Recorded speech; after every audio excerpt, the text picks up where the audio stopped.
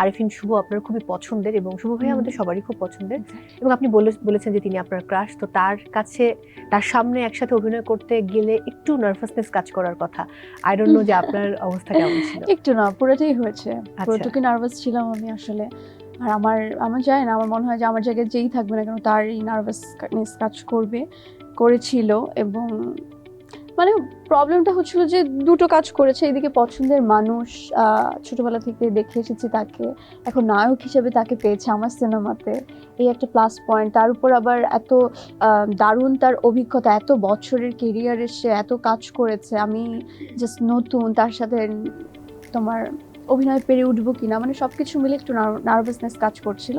But এটা উতরায় উঠেছে আমি, কারণ হোল টিম এত সাপোর্টিভ ছিল, ডিরেক্টর থেকে শুরু করে, এবং আমার যে কো অ্যাক্টর ছিল শুভ ভাই আমাকে প্রচুর পরিমাণে হেল্প করেছে।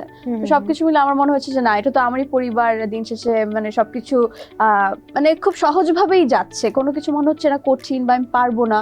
তো এইভাবেই কাজটা শেষ হয়েছে।